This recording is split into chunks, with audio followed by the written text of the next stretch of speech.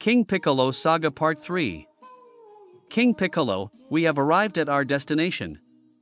The voice of Mai said through the speaker. I know that voice. It's that pathetic girl, Mai, which means Pilaf and his servants are the ones who released Piccolo. Fasha said. Those pathetic fools will do anything to try and rule the world, won't they? Kakarot asked. On the aircraft looked at the ground. There's 2 people down there. Give me a moment to land the plane and you can destroy them. Pilaf said to Piccolo. Don't bother. It's not necessary. Piccolo said. Pilaf looked through his binoculars and saw that it was Fasha and Kakarot who were standing down there. He suddenly looked scared. No. Not them. Anyone but them. Who are they? They're the scions I told you about. Fasha and Kakarot. So they killed Tambourine and Cymbal? Piccolo asked as he laughed, but then growled as he clenched his fist. Both Cymbal and Tambourine fell in disgrace if they had any tea with their deaths. I am not so weak that I cannot deal with a woman and child. He said as he began to fly down. But, Your Majesty, it's too dangerous, especially when those scions are involved. Piano laughed. Piccolo's power is unequaled. Scions or not, they don't stand a chance. Piccolo landed and looked at the scion warriors. So you're these scions I've been told about. Judging by the armor, I'd say you are not from around here. And you must be King Piccolo, the ruler of the monster who killed our friend and stole our Dragon Ball. Kakarot said. And I see that you have another Dragon Ball hanging around your neck. Piccolo said, noticing the Dragon Ball on Kakarot's neck.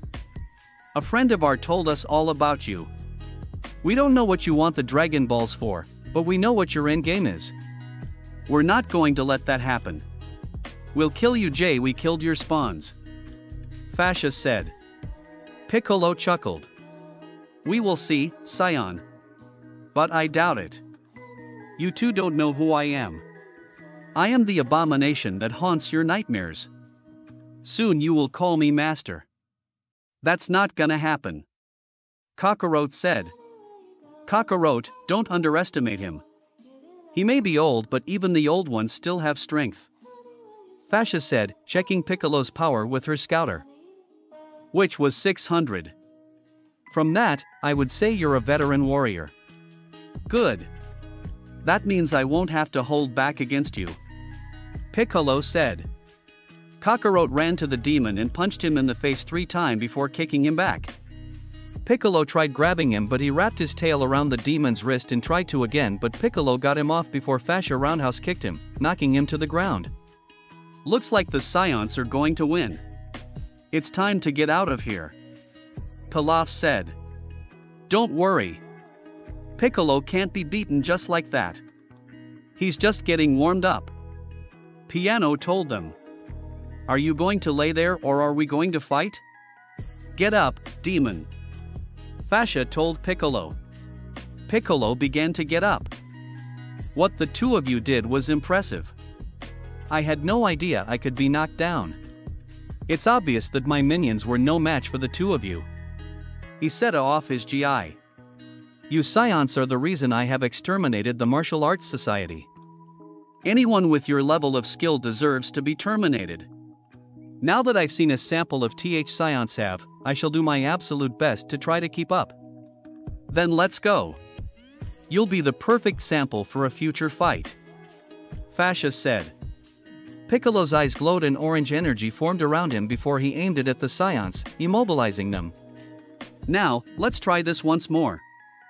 He said as he ran towards and kicked them into the air. He said flew up and punched them hard into the ground. He then landed and grabbed them by their tails. So you're both still alive. I was hoping last a good while. Suddenly Fasha and Kakarot kicked Piccolo away and got up. It's not over yet. Fasha said. You'll pay for that, you lousy scions. Piccolo said as he charged up a finger beam and fired at Fasha, hitting her in the middle.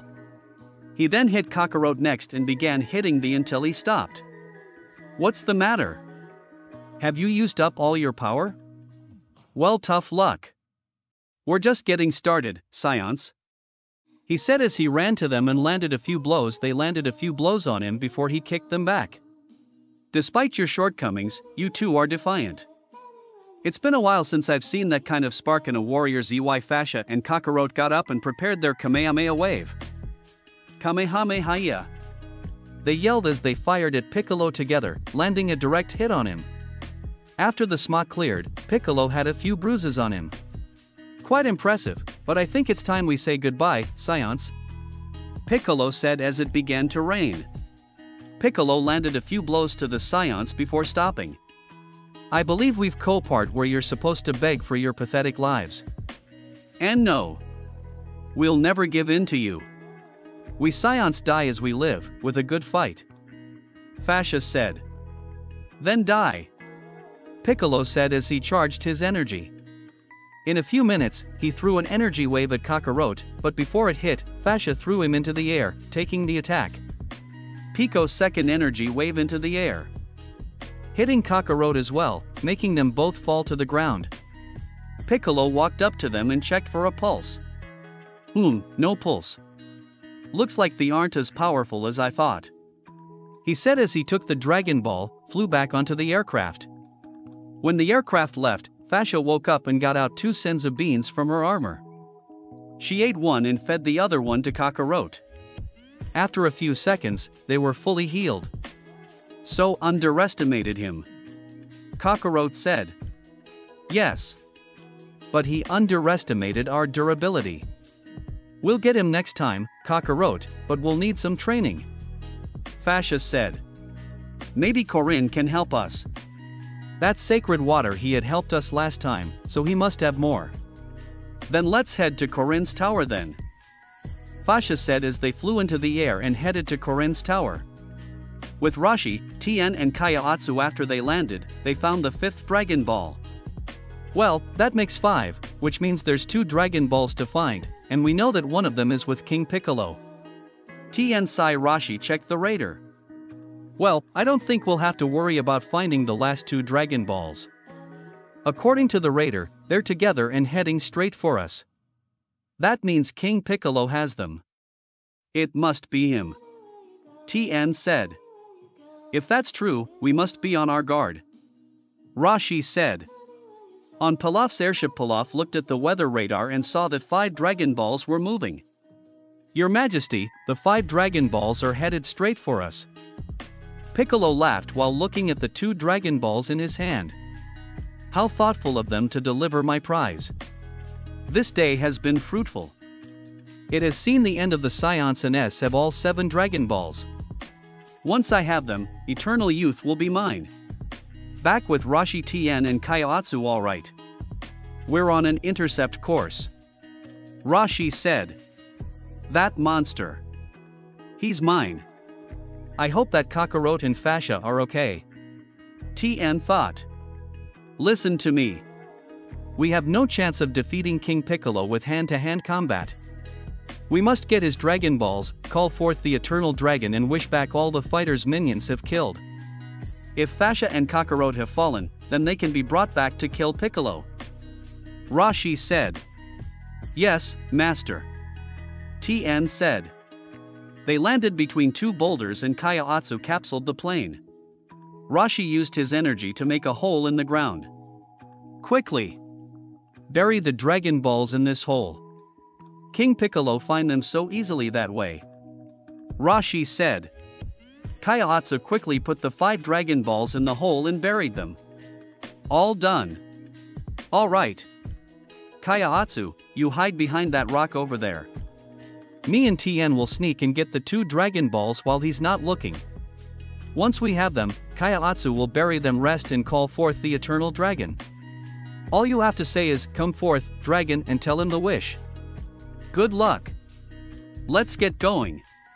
Rashi said as they took their positions. Back on Pilaf's airship, it appears they've come to a complete stop. They're just waiting. Pilaf said. They're not just waiting, they've set a trap and are trying to ambush us. Piccolo said, know that it's what he would do. Let's play along. For now.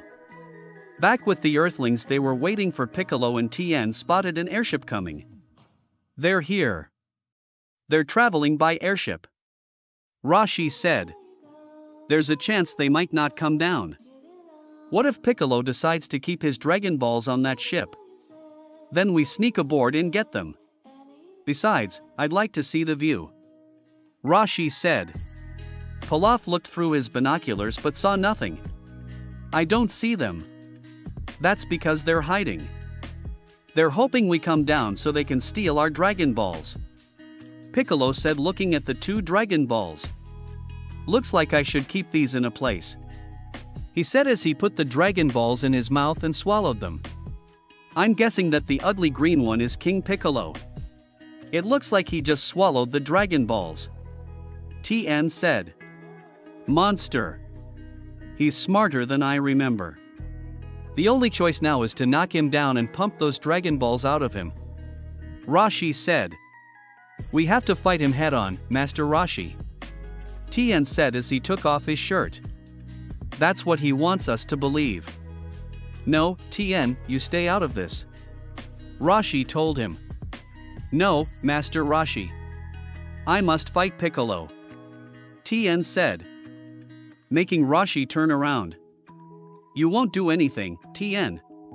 That's an order." "But, Master, you can't do this to me. I have to fight him. Don't tie my hands." "I appreciate your concern for my safety, but I've taken steps to protect myself, including a life-sustaining potion," Rashi said before he sprayed a sleeping agent on Tien, making after a few seconds. "I'm sorry to have to do this, Tien. It's better for you to sleep through this one. Too many lives have been lost already," he said as he dragged Tien deeper rock to hide him. "Your dedication to our cause is admirable, but I must confess I didn't take a life-sustaining potion, never touched the stuff myself. Unless Fasha and Kakarot are alive. If I fail, you'll be the only one left who can stop him. But only as a last-ditch effort. Your will is strong, but your training is incomplete." He walked to the rock entrance. "Kaya-Atsu, forget about the maneuver we discussed. I want you to stay hidden. Don't come out until it's over, no matter what happens." "Yes, Master," Kaya-Atsu said. Master Rashi went out to where the Dragon Balls were buried. "If you want the Dragon Balls, Piccolo, you'll have to come down here." So he's done his homework. I'm at a disadvantage. Though I'm afraid, knowing my identity and still wanting to fight doesn't show much for his intelligence," Piccolo said as he downed to Rashi. "Thank you for the invitation. I look forward to your suffering." Meanwhile at the Kame house, Bulma and the others were watching a Dragon Ball radar screen. "That's strange. 7 Dragon Balls were there a second ago and now there's only 5.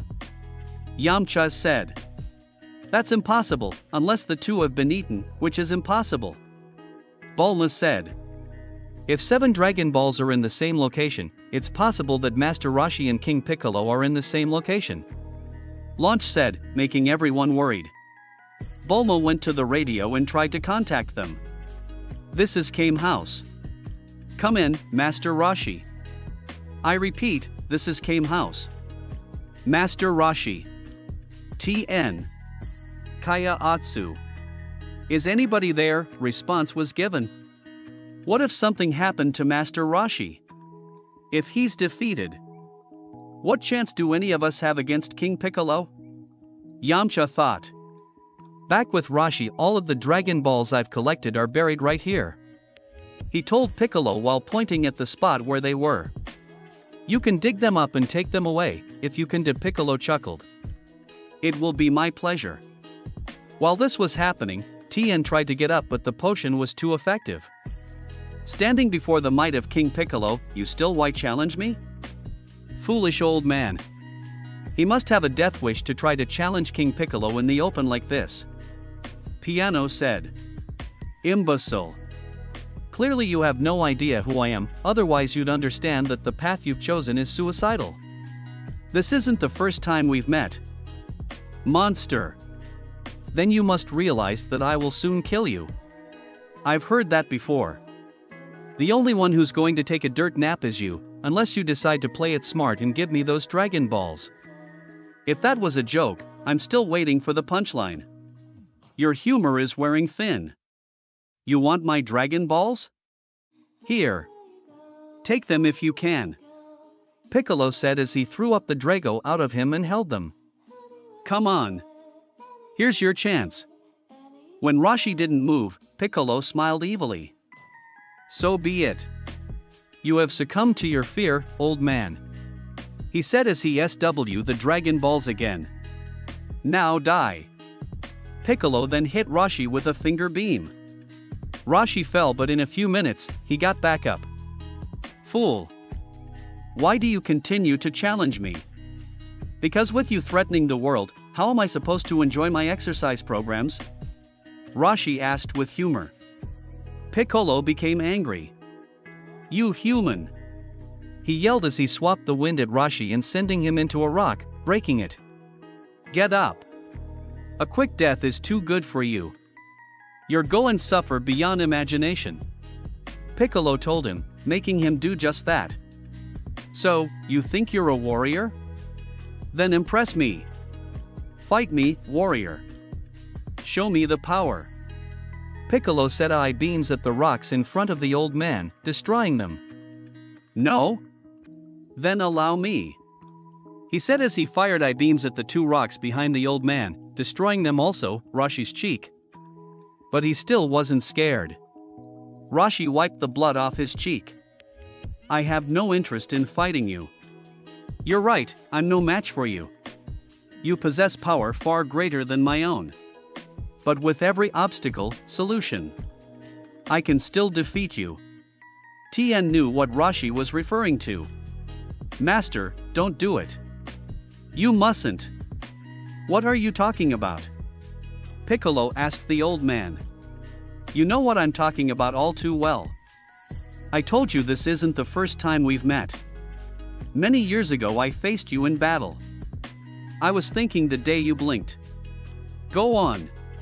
Do you want to know my master's name? It's Master Mutato. Piccolo suddenly had a look of traumatizing fear on his face as sweat formed on his head. No, not again. He said as he backed up. What's wrong with King Piccolo? Is he cold? Pilaf asked. Oh no, he's afraid. Piano said. Why you mean? Perhaps this will jog your memory. Rashi said as he got out a green capsule and pushed the button. He threw it to the ground and it uncapsuled into an open electronic jar.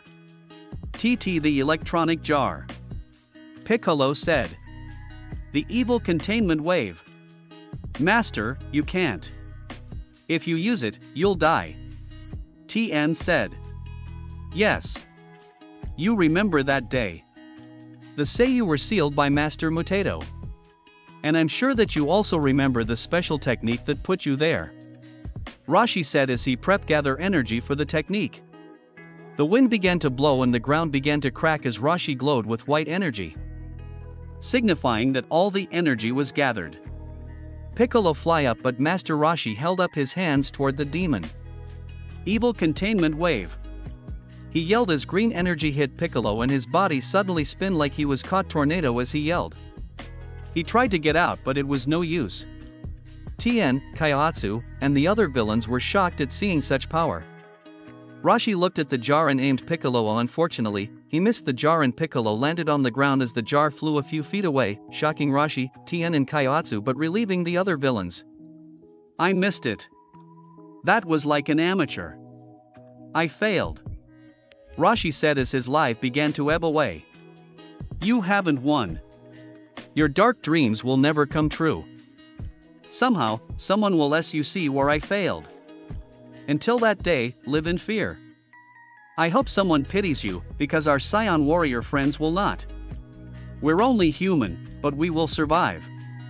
We will survive. Sad were his final words as he fell to the ground, dead. With Fasha and Kakarot, they were flying to Corinne's tower when they felt a horrible feeling in their hearts and stopped. Fasha, do you feel it, too? Yes. Something's wrong out there. Back with Piccolo after Piccolo's breathing had calmed down, he began to laugh in enjoyment. Yes. He's dead. The fool's dead. That was too close. I never expected he would know about the F containment wave. The old man was sly, but now he's gone forever. Too bad I didn't tell him that I killed his scion friends before he died. I'm free. Truly free. Now it's time. He used his power to get the 5 Dragon Balls out of the ground and threw up the last 2 from his body and put them on the ground, leaving all 7 Dragon Balls glowing. The 7 DRA are mine. At last I will have eternal youth and all my glorious power. Eternal youth? So that's what he's after. He'll be unstoppable. If he killed Fasha and Kakarot, then there's a chance they could be brought back to life. TN thought. Blue sparks flew out of the Dragon Balls, as if waiting for someone to summon Shenron.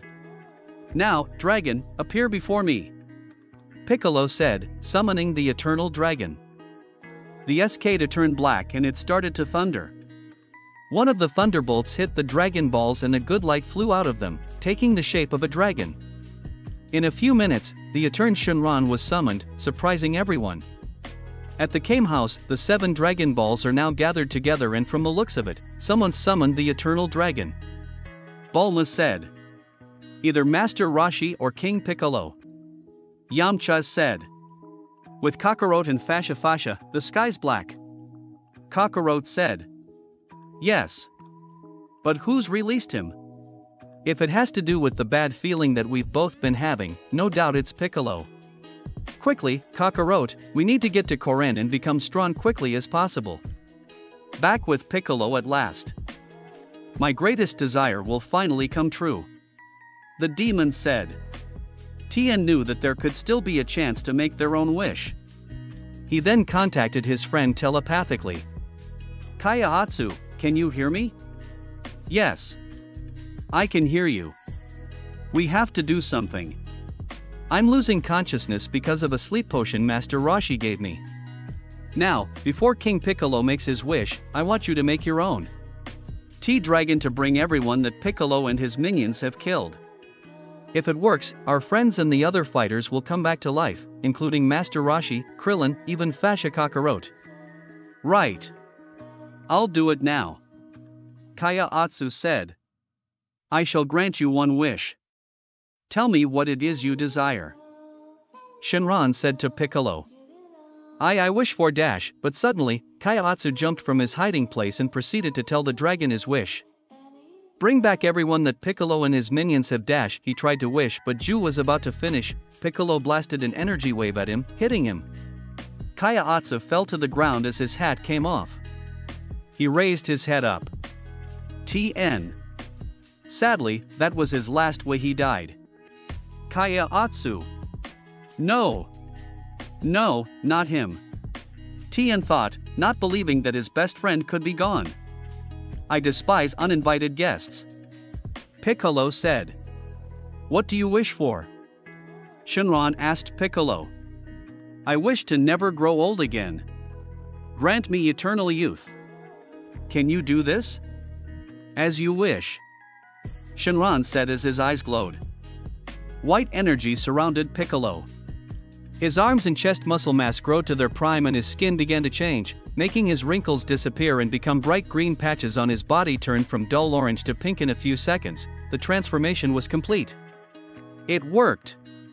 I'm eternally young. I am born anew. Piccolo said as he we won. He's young forever. Pilaf said. Your wish has been granted.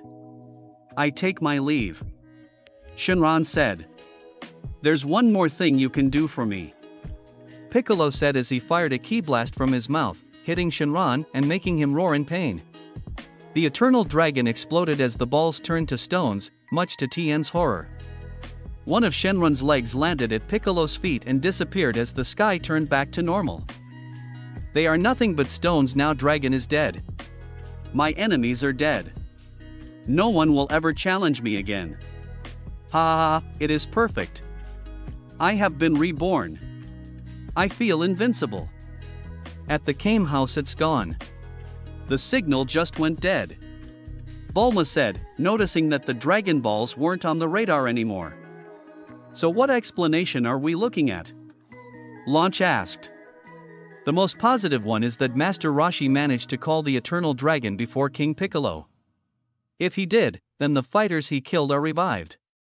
But if it was King Piccolo, what do you think he wished for? Poir asked. Who knows? Yamcha answered with a question. On Pilaf's airship it's time to get down to business. This world will soon be mine. The now younger and more powerful King Piccolo said. Yes. The world will soon be under our control. Pilaf said. Full speed ahead. Take me to the king's castle. Piccolo ordered. I don't think the direct approach is the right way to handle this. Do my tactics trouble you? Piccolo asked. Of course not, you have great tactics. It's just that this castle we're going to has impressive weapons. And judging by our current systems, it's best for an upgrade? Piccolo Gr no, wait, scratch that. Our current systems should do just fine. Piano laughed. Little twerp, now that King Piccolo has eternal youth, no weapon on the planet can destroy him. Yes, I see. Well, we've got a castle to conquer. Pilaf said. Piccolo's look made the little twerp and his servants stumble back in fear. At King Furry's castle, sire, I beg of you, please help my village. This drought has lasted for over 6 months. An old man said. There isn't enough water for drinking, let alone to grow our crops. We can't last much longer. I understand your needs. I will help. I will send the Aqua Squad to your aid immediately. King Furry said. Thank you, sire. The men said. Do not thank me. I share your happiness. My dream is that everyone in the world will live in perfect harmony. King Furry said. Sire. The men said as they bowed to their good king. With Tien, the three-eyed warrior had gotten up after the sleep spray wore off. He then looked at his friends. Master Roshi, Kaiotsu. I can't believe you're gone. I never should have sent why there, Kaiotsu. Master told us to stay out of it. I didn't listen. He thought. Piccolo, I'll never forgive you for this. Tien said as he saw a boulder. He canned to it with a yellow and punched it, shattering it. I know I can't defeat Piccolo without Fasha and K, and they're dead. If the dragon is dead, that means they can't ever come back to life. Since they're dead, the Scion race is extinct. No. Fasha, Kakarot, I promise to avenge you everyone that Piccolo has killed. I know I can't avenge the entire Scion race, but I can at least try to avenge you. Tien said.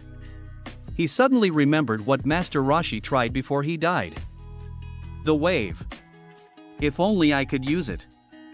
Back on Pilaf's airship, we'll be arriving at the castle in 10 minutes, my king. Piano told his master. Reports to me that the present king is nothing more than a bleeding heart peace lover. It's the sentimental ones who are always my favorite to destroy. Don't you agree? He sa laugh. My reign over this planet is close at hand. With my ascension, I shall create a magnificent kingdom in my own image.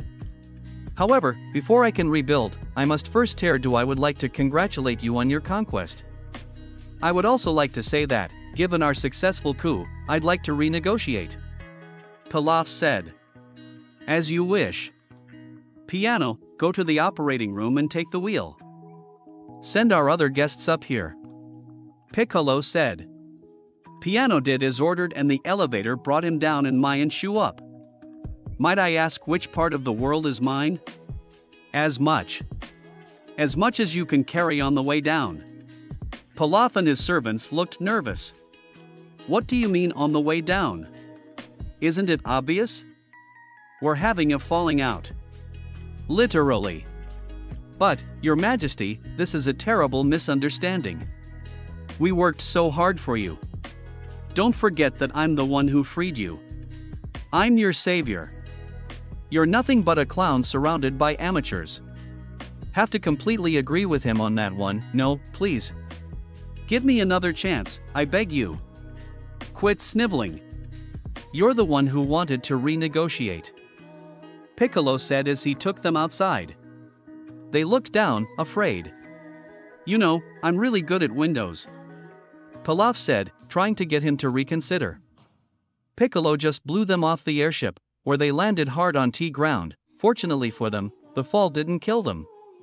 With Fasha and Kakarot, the Scion warriors got the pole that led to Corinne's tower. Fasha, how about we go see the villagers first? Well, it has been a while since we've seen them. Alright, we'll stop there first and then head up to Corinne. Fasha said as they landed in the village. The moment they landed, they were welcomed by UPA. Fasha, Kakarot. He said happily, running to them. UPA, it's been a while. Kakarot said as he hugged his old friend. Where's your dad, UPA? We'd like to see him. Fasha kindly said. Father, Kakarot and Fasha are here.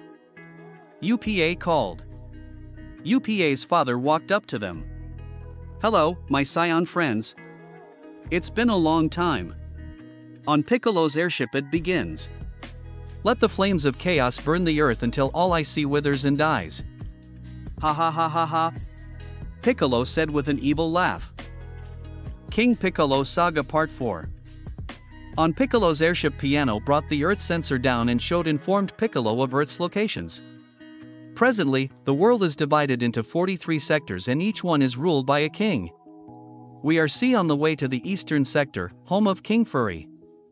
This is his sector, along with the surrounding area with snow and a desert. He told his master before he was cut off. Enough! Such a boring low cap. Let me show you something fun. Piccolo said before he fired his I-beams at the sector, making the whole radar short-circuit. Ah, soon this will be the reality. The arrival alert went off. We have arrived, Your Majesty. Then let's go. It's time to make the first step in creating a new world order. Piccolo said, getting up from his throne and walking to the window, seeing fireworks. I forgot to mention that the town citizens are celebrating their king's 20th term. Good. Or perhaps they knew you were coming and decided to celebrate your ascension early. Ah, maybe so. Piccolo said with an evil laugh. Let the fools enjoy themselves while they can. Soon enough, they will all die. He then flew below into the city with P. In the city a parade was being held to celebrate King Furry's 20th term. Much to the enjoyment of everyone who loved their good king greatly. To honor King Furry, little girls from around would be presenting him with different types of flowers as a symbol of peace. Including Kakarot and Fasha's friend Suno, much to the enjoyment of her family back home. But unfortunately, this great day of celebration was about to turn into a day of terror. At the Indian village, Kakarot, Fasha, I missed you both so much. UPA said, happy to see his Scion friends. It is an honor. Welcome, my friends. UPA's father said.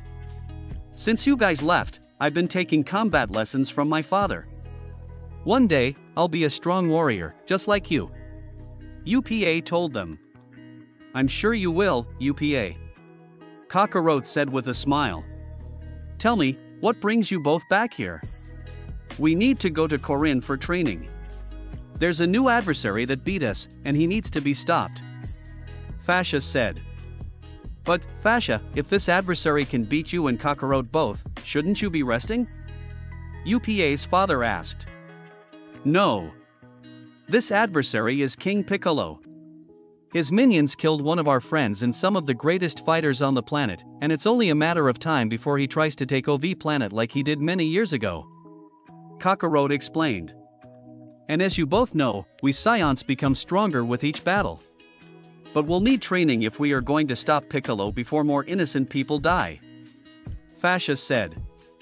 Well, if it's that bad, you should be going right away. There is no telling what Piccolo will do to the world if he succeeds in his goal. UPA's father told them. Don't worry. We'll stop him for good when we fight him again. Kakarot said as he began to fly up with Fasha to reach Corinne. Good luck, my friends, Upa's father said with his son standing beside him. Do you think Corinne can help them, father? Perhaps it's best that he didn't. What do you mean? Kakarot and Fasha are natural-born warriors. As soon as they are trained, they will rejoin the fight against Piccolo. But if he's strong enough to beat two members of the Strongs the universe, I don't think it will be easy for them. All we can do is hope. Meanwhile with Piccolo, all that I see before me is now mine, not so bad, the demon said before walking to the gate. The guards tried to stop him but he easily killed them. The third one was in 4 men of the guards before he was killed with beans. With Tien the three-eyed warrior was still looking at the dead bodies of his friends. Forgive me. I wish I were with you right now, he said as he thought back to when Rashi tried to seal Pick with the evil containment wave. Suddenly, he spotted an aircraft in the sky, landing a few feet away from him. He gave a smile, knowing that it was the others. But when they saw that Rashi and Kaiatsu were laying dead on the ground, they couldn't believe it. Master Rashi, Yamcha said with sadness. Kaiatsu, Puar said, equally sad. How could this have happened to them? Bulma asked. That's not all. After Master Rashi died, Piccolo said that he killed Kakarot and Fasha. Tien said. No. Not them, that's not possible. Bulma said, not believing that her Scion friends could be dead. Tien, if that's true, we're the only ones left. We have to work together to take down Piccolo. Yamcha said. I'm sorry, Yamcha, but there's something I must do on my own. I will learn the secret of the evil containment wave. No, Tien. It's too dangerous. I must destroy that monster, no matter the cost. That's why I was spared. No, Tien. I'll learn it with you. That's not an option. It's impossible to learn this wave unless you've witnessed it firsthand, as I have. And don't argue with me. My mind is set. I have nothing left to lose. Too as he got in his aircraft and took off to train. Back with Piccolo, Piccolo broke down a gate with his hands and advanced on the castle, easily killing any guards that tried to stop him. After he went through one of the buildings, guards and blocked his way. Nice reception, he said as he prepared his I-beams. Suna was very anxious to get to meet King Furry and give him her flowers. It was finally her turn and she walked up to the good king with a smile. They shook hands and Suno King Furry her flowers, but before he could take them, an explosion sent everyone flying in different directions. Where's this king? I've come all this way to meet him.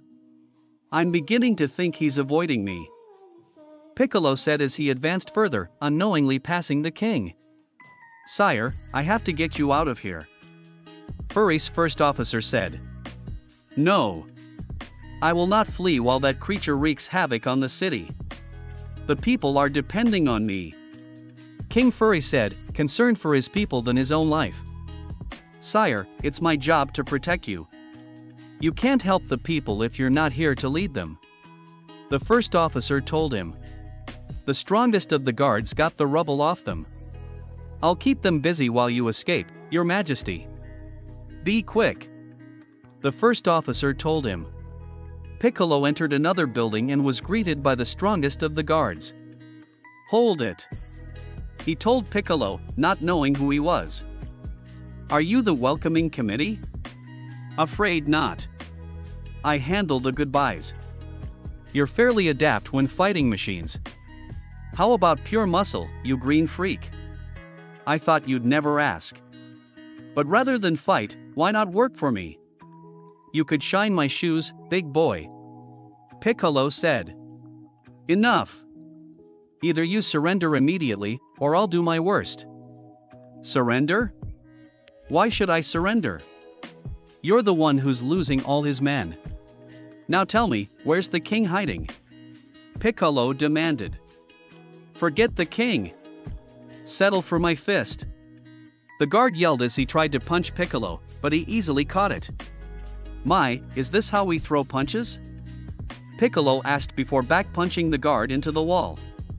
Piccolo grabbed him by his vest. "Where is the king?" "Where you'll never find him," the guard answered.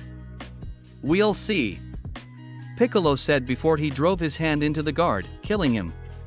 He dropped him and looked at the other guards, who began running away before Piccolo got in front with unnatural speed.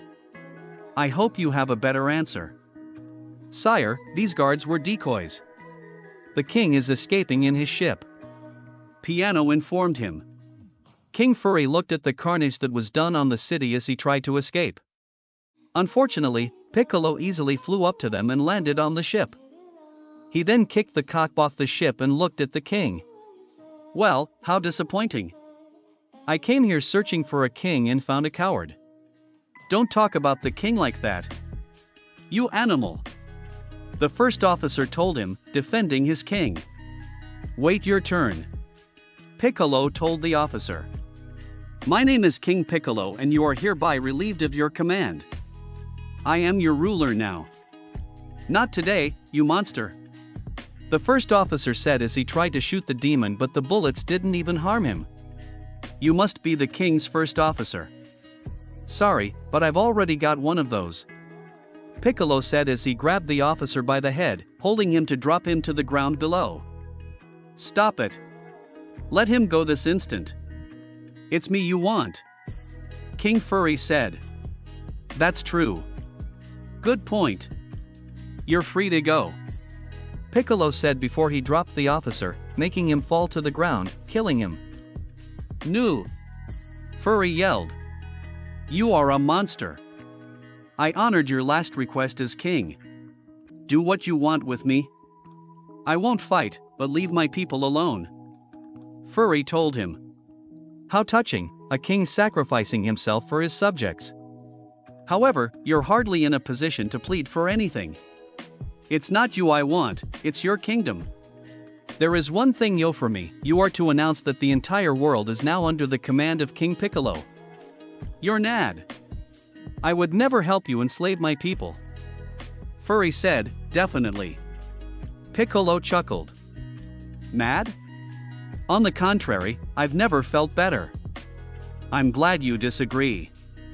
It gives me a chance to do this, he said as he raised his hand and charged up his energy. The veins from his hand and head show. Watch closely and witness the price of your defiance. Piccolo then fired an energy blast at the city. When it hit, it blew up a small port away, leaving nothing but a crater. King Furry saw this and was horrified at the sight of such destruction. From the look on your face, I'd say you're a visual learner. But know this, that was only a demonstration power. I trust you won't need another. Whether you're staring at one crater or an entire wasteland is up to you, Piccolo said, threateningly. No. I will do what you want. Just stop this senseless destruction, Furry pleaded, giving in and making Piccolo laugh evilly. Back with Bulma and the others, Bulma had put 2 more freezer capsules on the ground and they put Rashi and Kaiotsu's bodies in them. I brought these extra ones, just in case. But I didn't think I'd need the, Bulma said with sadness. No. Yamcha said as he ran to the plane and contacted Tien. Tien, can you hear me? It's Yamcha. This is Tien. Come back, please. I'll master the evil containment wave and fight Piccolo with you. Did you hear me? Tien, we'll get the Dragon Balls and when they're restored, we'll wish everyone that Piccolo killed back to life, including Fasha and Kakarot. Bulma tried to say. You know it won't work. The Dragon Balls take a year to regenerate from being stones, and by that time, the dragon won't be able to bring them back. Besides, it wouldn't war the wish could be granted. Once Piccolo got what he wanted, he destroyed the dragon. He informed them, shocking everyone. Destroyed the dragon? No. That means no one can be brought back to life, Bulma said. Then there's no other choice but to fight. Tien Shinhan, do you hear me? Yamcha asked before Tien broke off contact. The others get into their aircraft and headed back to the if anyone else is going to die, it'll be me. I will seal Piccolo away, for everyone he's killed, including Fasha and Kakarot. Tian said. Meanwhile, with the Scions, Fasha and Kakarot flew all the way to the top of the tower. When they landed inside, Corinne greeted them. "Ah, so my Scion friends have returned." "Hello, Corinne. It's nice to see you again," Kakarot said. "I wish it was on better terms, but unfortunately we are in need of training." "I assume you know what's been going on?" Fasha asked. "Yes. You two took a beating from King Piccolo. But I'm afraid that he's done much worse than that. Master Roshi and Kaiotsu are dead. He killed them. And what's worse, he go wish granted," Corinne said with sadness. "What? He killed Master Roshi and Kaiotsu?" Kakarot asked, not believing what he had just heard. "Yes. They tried to stop him getting the Dragon Balls, but he outsmarted them and wished for eternal youth." Eternal youth? I should have guessed that's what he'd be after. Considering how old he was when we faced him, it's no surprise that he'd want to get his youth back and stay T forever before he tried to take over the planet, Fasha said. "No doubt he's grown stronger with his youth restored." "That's good. We wouldn't want to make our next fight with him too easy for us," Kakarot said. "Wait. You two seriously want to fight him again after he beat you?" Corinne asked. "Have you forgotten that we Scions live for battle, Corinne? Our power increases every time we fight. The more damage we take from our opponents only makes us stronger. But with the power we have now, it won't be enough against Piccolo, let alone Frieza when we eventually fight him. And we will kill Frieza and avenge our race one day, even if EK will make sure that he dies with us," Fasha said. "I say we go after Piccolo now. I'm not going to hide here while he terrorizes the earth," Kakarot said. "That is admirable, but everyone thinks you're dead, including Piccolo. But if you Scions aren't afraid of death, I guess they could take a sip," Corinne said. "What do you mean? Do you have any more of that sacred water? It helped us last time we were here." Kakarot wondered. "That's for amateurs. This is ultra-divine water. I'm guessing that this ultra-divine water is more dangerous than the sacred water?" Fasha asked. "Yes. Because it's much difficult to track down. It is far to the north at the end of an icy maze. Many brave explorers tried to seek it out, only never to be heard from," a guy told them. "We're not afraid of a maze, Corinne. We'll destroy it if it means getting stronger," Fasha said with determination. "I figured you would, but it's not going to be easy. There's a great darkness that the two of you must avoid at all costs," Corinne informed them. "We will. And I'm guessing that the maze is in one of your jars inside the tower. Is that right?" Kakarot asked. "Indeed it is. I'll take you guys to it.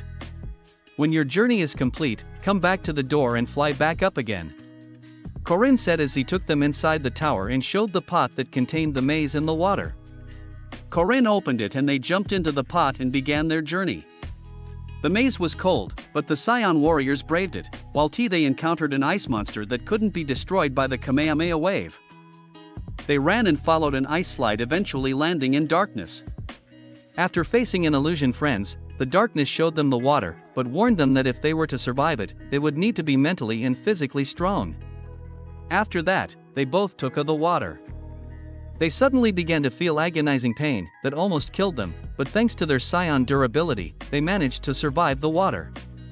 After that, they flew up, headed back to the entrance through the ice maze.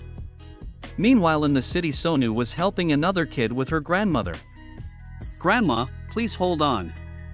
It's going to be all right, miss," Sonu said. "Thank you. I never expected kindness from a stranger. You believe in hope. I can see it in your eyes," the grandma said. "There's always hope. My friends Kakarot and Fasha will help us, I know it," Sonu said, believing in her Scion friends. With Tian, the three-eyed warrior was training to master the evil containment wave to seal Piccolo away forever. After he tried, the blast went into the air. I failed. At the Kame house, the Earthlings were watching TV when the program was interrupted and King Furry came on. Citizens, I come before you with great news. This is a glorious time of change and affect us in wonderful ways. I have proudly given my throne to King Piccolo, he said, making the others gasp in surprise before he said something else. Citizens, it's all lies. Piccolo is not to be trusted. Please, we gave to stop him before it's too late. But suddenly, he was grabbed by Piccolo. Stick to the script, Furry, Piccolo told him as he threw him away and looked at the camera. People of Earth, I am King Piccolo and I new ruler, he said as he sat on his throne. Do not fear for your freedom. In fact, you will find that I encourage your freedom, every freedom. By now, you all know how I am, but what you may not know is what a loving king I can be. So, my first decree will go out to the ones I love the most, and of course, that's the criminal element. We will be eradicating the police, those wicked people who would lock you up and put you in chains for seeking the life that you desire. Thief, violence, murder, nothing will be illegal in T-New World. Come out from the shadows. Your new king understands your pain. This is your time, this is our time. Order is dead and chaos reigns, thus says King Piccolo. Unfortunately, this was heard throughout the world and criminals were running rampant around the sites as Piccolo intended, breaking into stores and looting them, even shoot the police and breaking the inmates out of their prisons, horrifying the innocent people and angering Tien. Suno tried to help the people, but was not doing so well until her free aider came to help, even convincing some criminals to help as well. There's still hope for us.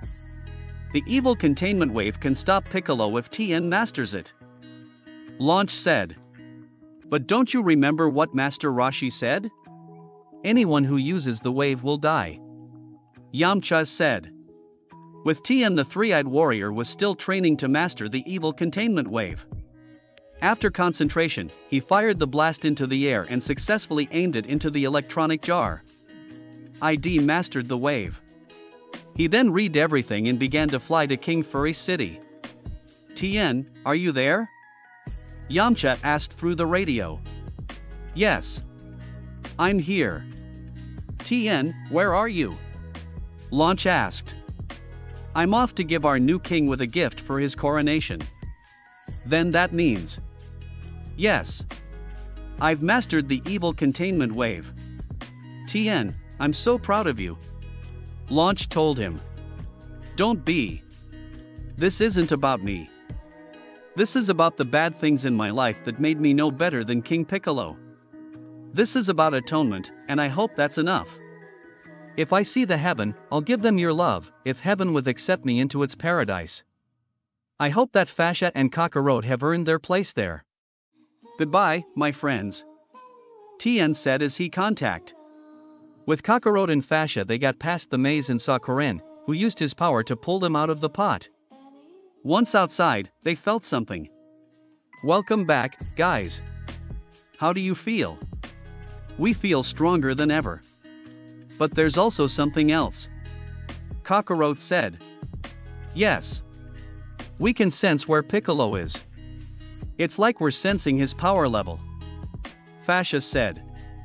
That's exactly what you're sensing, Korin told her. Do you have some senza beans? We could use them, just in case, Kakarot asked. Well, I have an entire jar full and you can both have 2 bags full, Korin said, giving the Scions 2 bags of senza beans, which they took and put into their armor. Let's go, Kakarot. It's time for Piccolo to die, Fasha said as she and Kakarot quickly flew off to where King Piccolo was. With Piccolo greetings, my subjects. It's time for more new of terror and mayhem. As members of my rule, you should all prepare for destruction. Get ready as I unleash the most gruesome imaginable. No need to worry, however. I've taken care of all the arrangements. I know that all of you share my enthusiasm, because it is a privilege and honor to be a part of event. You're gonna love this. Your planet, my planet, is divided into 43 sectors. Each is represented by a slip of paper which has been placed in this box. To commemorate the anniversary of my rule, I declare this day, May 13th, as Piccolo Day. As part of this annual celebration, I'll draw a slip from the box each year. And guess what, there's more, ha. The chosen sector will host that year's celebration, which will culminate in its destruction, and I will do the honors. No. You wouldn't. King Furry said. But I am not without mercy. The city's destruction will be instantaneous. There will hardly be time to feel any pain. That's horrific. Why would you do something so cruel? It's nothing new.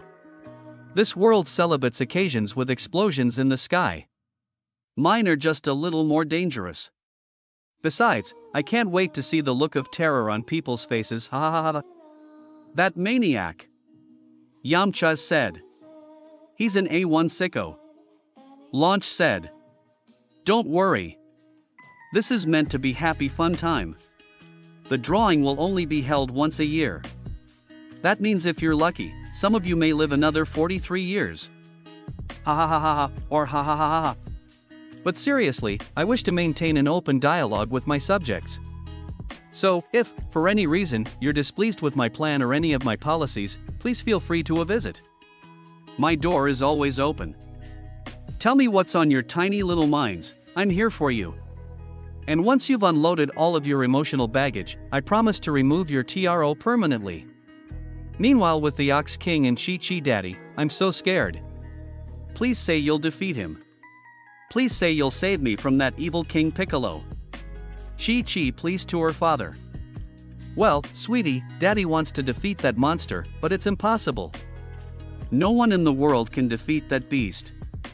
The Ox King regretfully told her. What about Kakarot and Fasha? They can defeat him. I doubt it, Muffin, even though they're Scion warriors, I doubt it'll be easy for them. They will defeat him. I just know it. Chi-Chi said. With Tien, he was going to King Furry's city when Piccolo made another announcement. I must confess that I'm not good with patience. Why wait for tomorrow when I can have fun right today? I will draw the first paper. Not so fast, monster. The evil containment wave will have you soon. Tien said before going full speed ahead. Piccolo drew from the box and looked at the paper. Well, looks like Sector 28 is ready for destruction. Get ready, West City, I'm coming for you. He said. In a matter of hours, sea began to rain in West City, with people trying to get out of the city before Piccolo could get to them. Piccolo and Piano headed to the aircraft that would take them to West City. Piano opened the door and got into the aircraft when Tien showed up. Tien stopped and opened the sea door? Why don't you come out of your fort, Russ? Piccolo? Well, we can't have upstarts running amok. I'll make an example of this one. A live broadcast of this destruction should set an example. Piccolo said as he floated down. Calm now. I've got places to go and people to kill. Keep acting smug. It'll only make my job easier. Hope you enjoy your new throne and electronic jar. Tien said as he floated down almost like Piccolo did.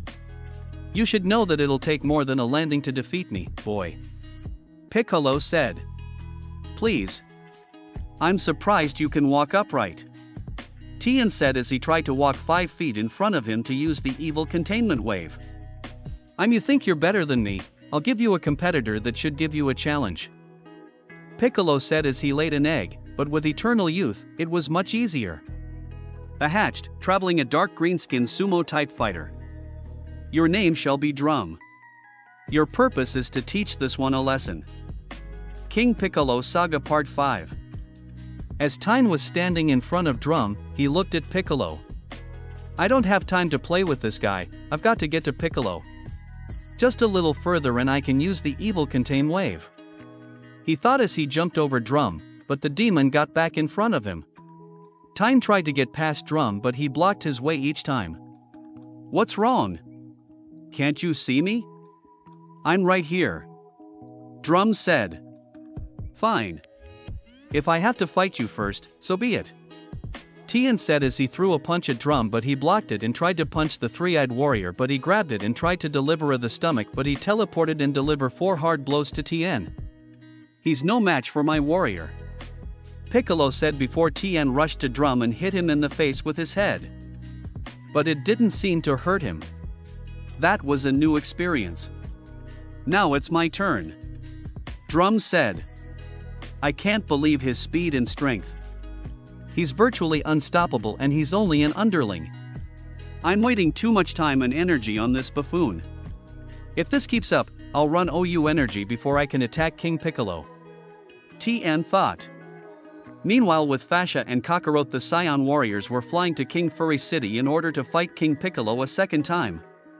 I know we've gotten stronger, Fasha, but Piccolo has, too. We have to keep our if we hope to kill him, Kakarot said. You're right, Kakarot, we underestimated him last time, but he also underestimated us. Let's make this fight his last, Fasha said before they heard a scream and stopped. Wa heard that voice before? It's Chi-Chi the Ox King, and Chi-Chi were surrounded by King Furry's guards, who had been blackmailed into killing martial artists. The reluctant guards started shooting at the Ox King, but bullets didn't penetrate him.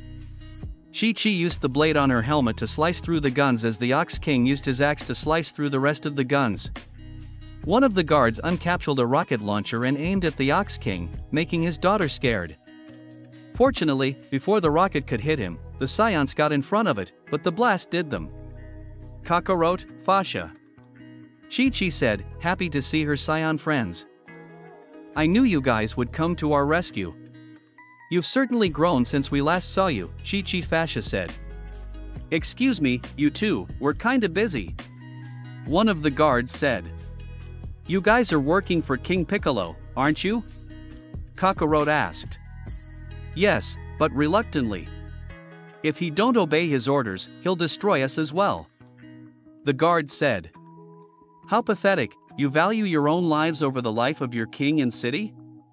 You should be fighting to protect them with your very last breath. But you won't have to worry about anymore, because we're going to kill him, Fasha said. What can you two do? You're just a woman and child. He decimated half of my force. You have no idea how powerful he is. And you don't have any idea how powerful we Scions are, Kakarot said as he easily went to the guards and swiped them away his hand. After they got up, they ran away. Ox King, get your daughter and get to safety. We're going after Piccolo, Fasha said as she flew into the air with Kakarot and to King Furry City. Back with Tien, the three-eyed warrior blocked several punches before the demons successfully kick him back a few days' feet. Sire, don't you think it might be a good idea to leave for Sector 28? Know the outcome of this fight. There's no reason to stick around, Piano said. No yet. Relax, Piano, there's always time to enjoy a good slaughter, Piccolo said. Drum delivered a punch to Tien's face, a kick to the stomach and a punch to his lower back. Tien tried to strafe, but Drum caught up with him and punched him in the lower back, making him fall to the ground. Drum tried to punch him again, but Tien successfully punched the Somu demon in the face, making him bleed purple blood. Tien then kicked him chest and hit the demon's neck with his head, sending him back as Tien got him in a headlock. Why must I continue to deal with these human fools? Were it not for a handful of these annoying warriors, this invasion would be so pleasant. There's nothing more aggravating than someone who confuses luck with prowess, Piccolo thought. Drum laughed. Is that the best you can do? He asked as he got out of the headlock and punched Tien back. He then got behind him and punched him in the back, got in front and roundhouse kicked him in front of Piccolo.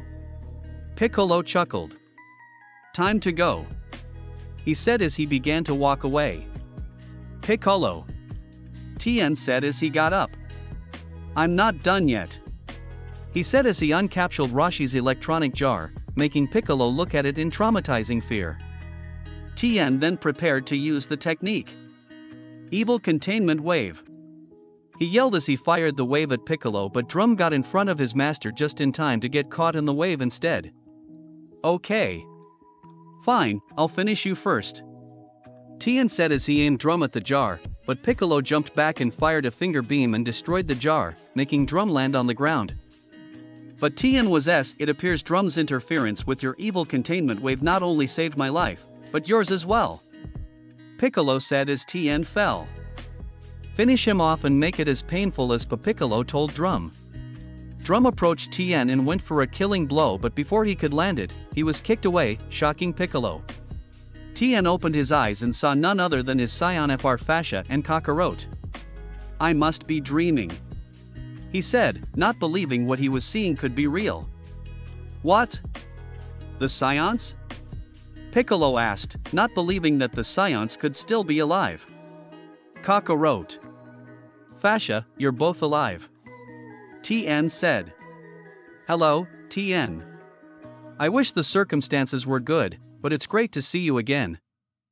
Fasha said, getting out a senzu bean and giving it to Tien, who ate it and was back on his feet. You scions are very persistent, still living after what I put you through. Piccolo said. You've made your last mistake, Piccolo.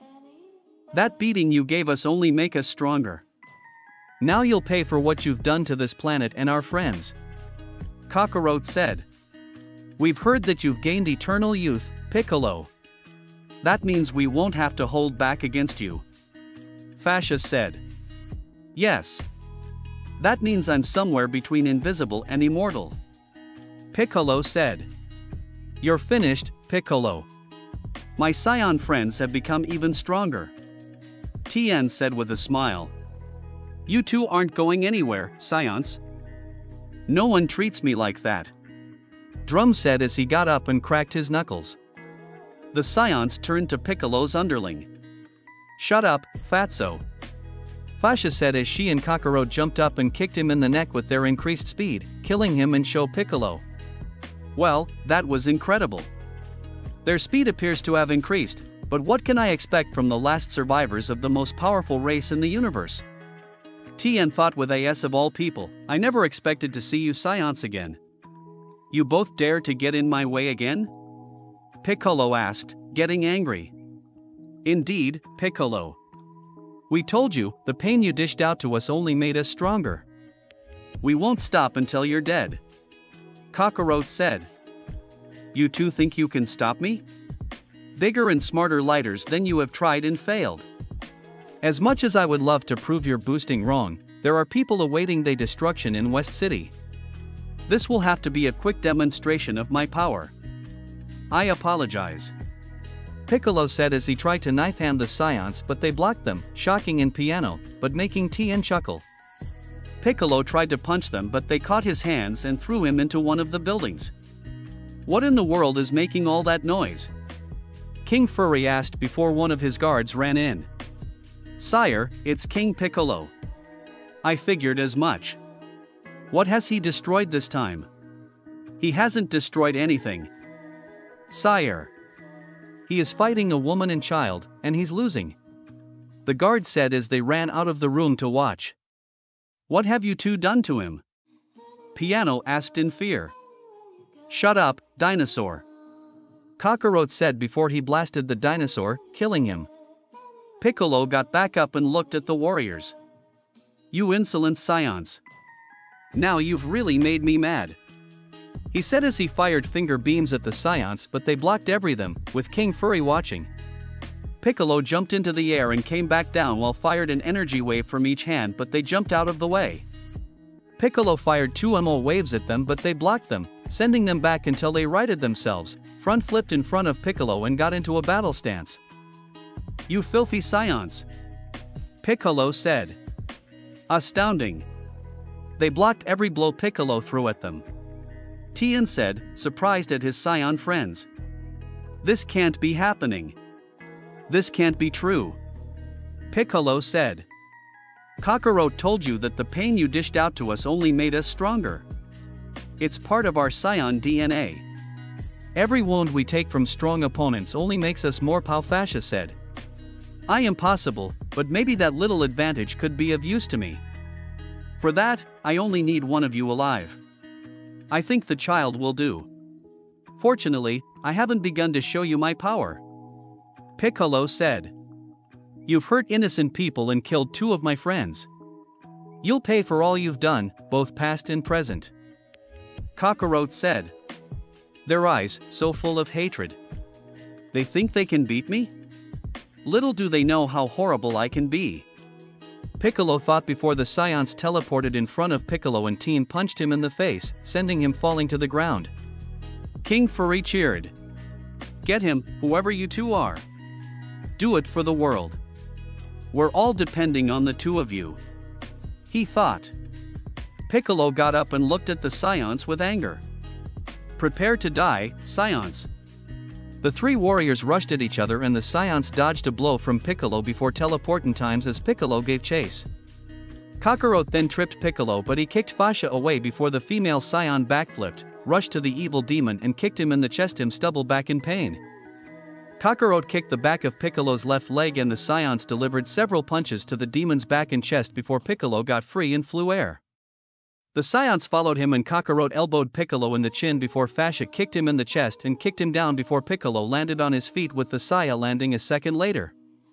Piccolo tried to roundhouse kick them but they teleported behind him and Kakarot began to repeatedly punch Piccolo until Fasha delivered several kicks a knee to the demon's face. Piccolo righted himself and chuckled as he wiped blood off his mouth. It feels good, doesn't it? We're no different, you Scions and I. We love inflicting pain. It's an intoxicating, isn't it? Fasha, don't listen to him. You've changed. You're not the person you once were anymore. Tien said, defending Fasha. Stop talking and fight, demon. Where's your full power? We're still waiting to see what Eternal Youth's power has given you. Fasha said, not intimidated by what Piccolo said, he was right. Yeah. You've been holding back all this time, which is why we've been able to land all those blows on you. Kakarot said. You Scions really are veteran warriors, aren't you? If I were to use my full power, your lives wouldn't last as long. But why save all the fun for later when we can party right, Piccolo said as he began to power up to his full strength, making the area shake and the ground crack as yellow energy formed around Piccolo. Within a few minutes, his power 100%. He then looked at the Scions with an evil smile. I hope you're ready to die, Scions. You should tell yourself that, Piccolo. We didn't come here to lose to you a second time. Fasha said. Yeah. With every injury you inflict on us, we'll only become stronger. Kakarot said. Oh, I'm going to enjoy having that ability. Piccolo said with a smile, knowing that getting stronger with each battle will increase his power to unimaginable levels. If you want that ability so badly, you'll have to kill us to get it, Piccolo. Give us all you have. No matter what you try. We're still going to kill you. Fasha said. Be careful what you wish for, Scions, because it may destroy you. Piccolo said as he prepared to attack again. He rushed to them and knife-handed Fasha and kicked Kakarot them into the air before he followed and punched them down to the ground hard enough to make a crater. Piccolo landed and laughed. Poor deluded Scions. They never stood chance. Now to take care of you and then gain the ability to become stronger with every battle. He said. You still underestimate them, Piccolo. Tien said. Kamehameha. The Scions yelled as they flew out of the crater, prepared their Kamehameha wave attack and fired it at Piccolo, merging them together. Nice try, but that won't work on me. Piccolo said as he raised his hands to block the attack until Kakarot and Fasha sent the blast around Piccolo and making it hit his back. Pic stumbled to his knees and reached for his back as the Scions landed. We couldn't have hurt you that bad, Piccolo. Get on your feet. Fasha said. What are you Scions, monsters? Piccolo asked. No. Warriors from the planet Vegeta. Kakarot said. We won't stop until you're dead.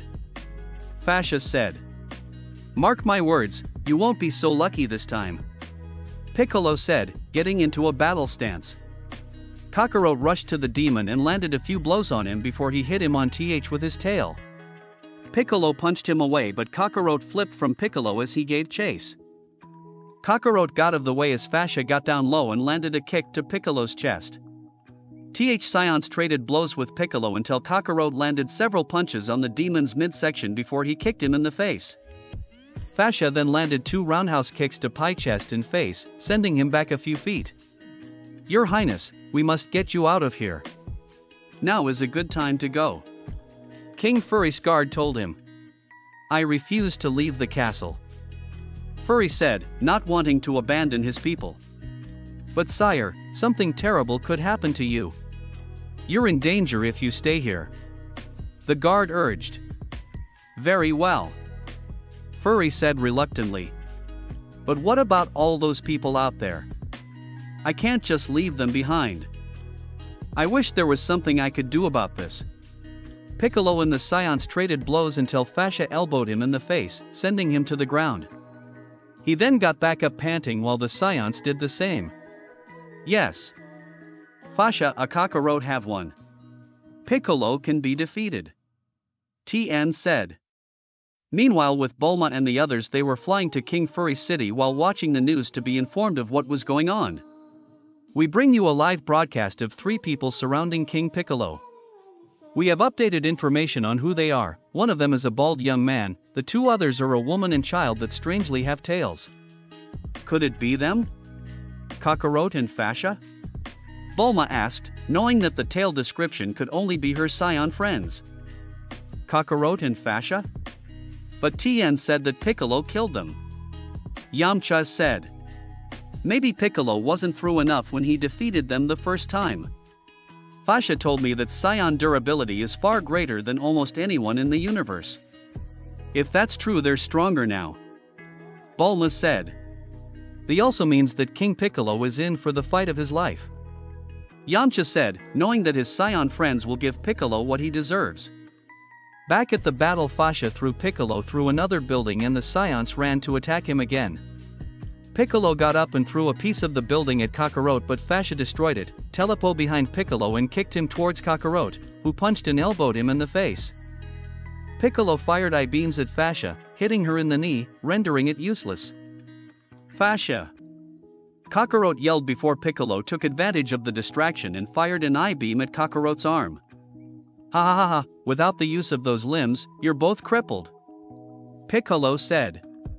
We're not done yet, Piccolo, Fasha said as she jumped into the air and Kakarot jumped towards Piccolo and kicked him in the chest before Fasha punched him in the face, sent back and nose and mouth bleed. You Scions really are warriors, aren't you? I'll show you both, Piccolo said as he gathered his energy, putting it into finger beans and aiming for Fasha. Kakarot got in front of and took most of the beans, damaging his armor. Fasha pushed the child out of the way and took the rest of the beams. I have you Scions now, he said as he prepared his D-explosive wave technique. Piccolo aimed at the Scions and fired the attack, destroying the whole city in a nuke-like blast.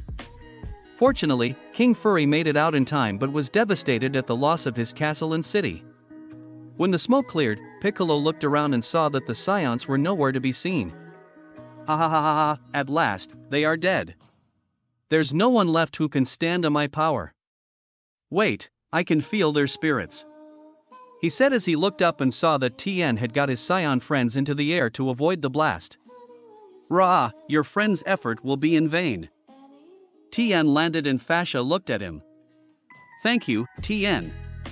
You saved us both, she said. You're welcome, guys, Tien said. Now go, Tien. This is our fight, Kakarot said as they approached Piccolo. We're not finished with you yet. You Scions are a stubborn lot. The next attack may not be as powerful as the last, but it should be strong enough to destroy one of you. Don't underestimate my explosive wa, Piccolo said as he charged up another explosive wave technique. Fasha, hit him now before he fires the attack again, Tien said. Right, Fasha said as she rushed to Piccolo and hit him in the chest, but the attack didn't harm him. No, I couldn't hit him hard enough because of my leg. I counted on that, Fasha, Piccolo said as he fired the wave right at Fasha, hitting her at full force. Tien took Kakarot and flew into the air as the blast hit, causing another nuke blast. When the smoke cleared, Fasha was laying on the ground, seriously injured. Fasha, knew. Kakarot said, concerned about his teacher and friend. Relax, kid, she's still alive, but unfortunately for you, that's good news for me. Piccolo said as he picked up the female scion by her head and began to squeeze hard. Kakarot broke free of Tien and landed. Put her down right now. Don't get any ideas, kid. You try anything, your friend dies. Piccolo said as he picked up a rock. I will kill you. Piccolo. If I have to try to revive Fasha with the Dragon Balls, then so be it. Ha ha ha, haven't you scions heard? The dragon is dead. I killed him myself. King Piccolo said. That's impossible. You couldn't have killed him. Kakarot said, not believing that it could be true. Why would I lie about that? Even the dragon was no match for my power, blew it right at Kakarot's leg, rendering it useless. Piccolo dropped Fasha, picked up Kakarot and air with the boy.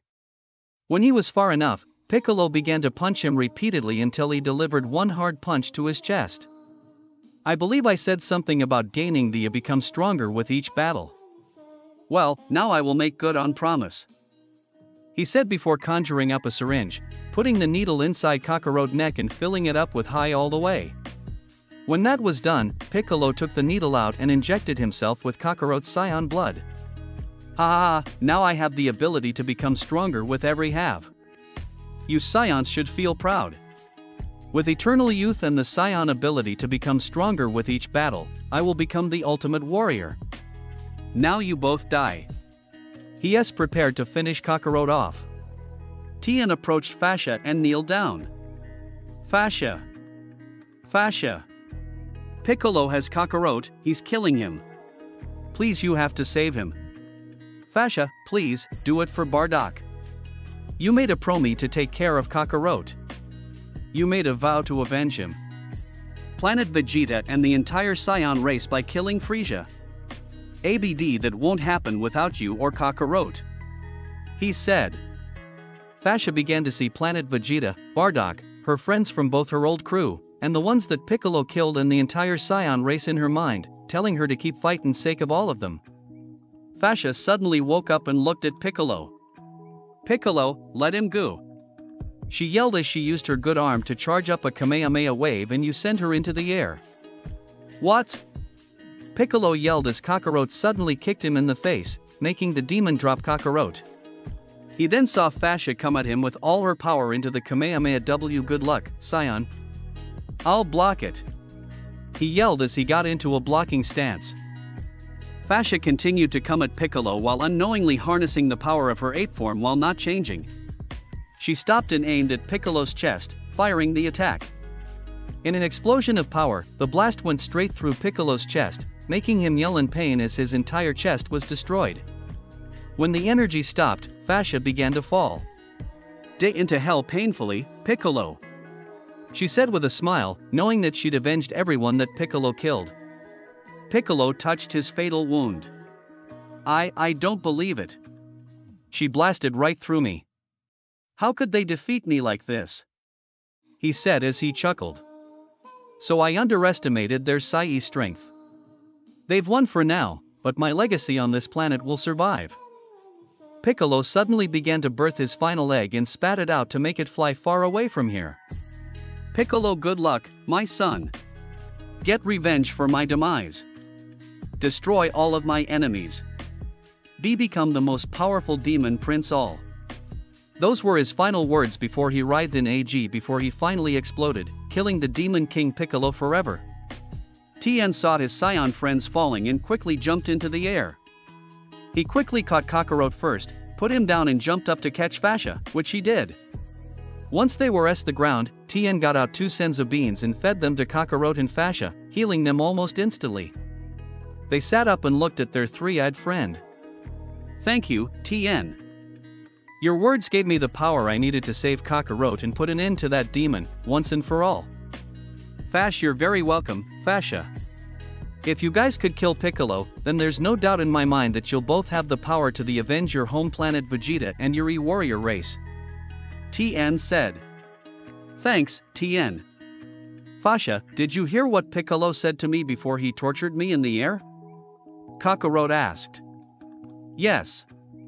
He said that he'd destroyed Shenron, most likely so no one would be able to undo what he did eventually. I'll admit that he was smart, but not smart enough to kill me. Had the chance. But I have a feeling that there's still hope for us. The Dragon Balls must have been created by someone. Things like those just don't appear out of thin air. Faz, and I'm betting that Corinne knows exactly who that person is. Let's go see him again. Kakarot said. Wait, you two. Seeing you fight today has made me realize how strong Scions can get. It's also motivated me to train even harder than I ever have before. When the next Marty tournament begins, I'll do my absolute best to try to beat you guys, or at the very least, give you a decent challenge. Tien said. We're sure you will, my friend. After we find out what we need, we'll come back to the same house and see everyone. With hope, we'll have great news for you all. Fasha said, and Kakarot flew towards Corinne's tower. King Piccolo Saga Final Part. As Fasha and Kakarot flew back to Corinne's tower, Tien saw Yamcha, Bulma, and Lanchan walked up to them, which made them happy to see their friend alive and well. It's see you all again. Tien said. What happened here, Tien? Yamcha asked. They did it, guys. Kakarot and Fasha killed King Piccolo. Tien said, which both surprised and amazed them. So they really killed Piccolo? Yamcha said. Yeah. You should have seen them. I've got so much to tell you. Tien said. Bulma got on the radio with TV Central. Hello, TV Central, I just want to let you know that everyone is alright. Piccolo is dead. Are you serious? Who could be powerful enough to do that? Let's just say that good has beaten evil once again. Bulma said, knowing that Kakarot and Fasha would prefer to keep out of the spotlight. But I need the names of the ones who saved the people. Bye. Bulma said, hanging up the radio. Soon, TV news told the entire world of Piccolo's death, and no sooner did they all begin to celebrate, including many of Kakarot and Fasha's friends. Even some of the criminals did turn over a new leaf when they heard the news. Congratulations on behalf of everyone, my king. Yes, but I believe we own everything to that woman and child. King Furry said as he cried tears of joy. Well, Fasha and Kakarot, they flew back to Corinne's tower and landed inside, to be greeted by Corinne. It's great that you two are alive. My friends. He said. Thanks, Corinne. Now before we talk, got any food? Fasha asked. After what we just went through, we deserve a good meal. Kakarot said. Meanwhile at the Kame house, Bulma was cooking eggs while Tien told them all about the battle between the Scions and King Piccolo. Wow, that's incredible, but it shouldn't surprise us, considering that Fasha are the last of the mightiest race in the universe. Yamcha said. Yeah. Even I'm not a match for them anymore. They also think that there's a way to restore the Dragon Balls. Tien told them. If that's true, there's still hope for everyone Piccolo and his monsters have killed. Bulma said. Meanwhile, somewhere else, an old lady was at home washing clothes by the river when suddenly she saw a huge egg flowing in the water. She ran back to her house to tell her husband. Once they got to the house, they looked at it and it suddenly glowed and cracked, signaling the hatching process. When the egg was open, they looked inside and saw a green life form, which on them was the final child of King Piccolo. The newborn opened his eyes with an evil smile. Back with Fasha and Kakarot, considering everything you've told me about you Scions, I'm not sure if I should be surprised that you guys actually beat Piccolo. Corinne said. Piccolo was just a sample for our eventual fight with Frieza. But Piccolo was our first real rival. Kakarot said. Yes. It's a good thing we killed him, or he would have eventually killed everyone on this planet. But now there's the matter of the Dragon Balls. Piccolo told us that he destroyed Dragon, but I don't think Shenron's death was not permanent. Fasha said. Yeah. We don't know everything about the Dragon Balls, but we know that objects like those don't just appear out of nowhere. Someone must have created them, is that right? Kakarot asked. Yes. Someone did create the Dragon Balls. Korin said. Who? Fasha asked. The person who created the Dragon Balls. Was Kami. Korin said, shocking them. The guardian of the earth. Fasha said, having heard rumors about him from the Earthlings. I've heard that people who are killed by demons must spend eternity in somewhere called Limbo, unable to reach the afterlife. If that's true, we must see Kami before the year may be able to bring them back, if he has the power. Kakarot said. Kami lives high above this temple, really high. Korin said. Then we'll just fly up to see him. Don't try to stop us, Korin. You know there's no time to waste. Fasha said. I know, Fasha, but you made a promise to TN to him and the others about what you've learned. We did promise TN, Fasha. We have plenty of time for that before we meet Kami. Kakarot said. Fasha smiled. Alright, Kakarot, let's go tell our friends the great news. Fasha said as she looked at Korin. Wait, what does Kami look like? Well, let's just say you've seen him before. Korin answered. That doesn't help, Korin, but we don't have time for your riddles. Kakarot said as they flew off to the Kame house. First, let's land in Central City. I know we don't have to, but we should at least let the king see the faces of the ones who defeated Piccolo, but only to talk with the king and give our apologies. Fasha said. With King Furry, the good king returned to his city with his guards and was taking questions from reporters. King, what will you do now? The first thing is to rebuild the city, next, the castle. After that, you'll have to wait and see. Next question, please. Do you know the names of the woman and child who defeated King Piccolo? Who are they? A reporter asked. Well, I don't know, but he tried to answer, but then he looked up and saw the two saviors flying towards him and landing in front of the king. The guards pointed their weapons at them. Hold your fire. The command guard ordered. King Furry walked up to them. I'm so glad you both could come. I've been looking forward to meeting you. King Furry, we're very sorry for the destruction of your city. Fasha said as she and Kakarot bowed before the king. It is all right, Mississippi. The people were gone before Piccolo destroyed the city. Buildings can easily be rebuilt. If not for you two, the people of the entire world would have been Destro Piccolo. The world owes you both a great department it can never repay. King Furry said. Thank you, Your Highness. We should go. We just wanted to apologize for your city's destruction and wish you the best of luck with rebuilding. Kakarot said before reporters surrounded them. What are your names? And your dates of birth? Please, everyone, don't crowd them. They've been through a lot and we shouldn't burden them with questions. Furry told the reporters. But can we at least know the heroes who saved humanity? Well, normally we would prefer to stay out of the spotlight, but we can at least tell you our names and what we are. My name is Fasha and this is Kakarot. We're Scion Wario, another planet who have been living on Earth for years. But we're not like Piccolo, we want the Earth to live in peace and to protect it when a threat like Piccolo ever arises. But that will be all you guys get from us. Don't come bugging us because we saved the world.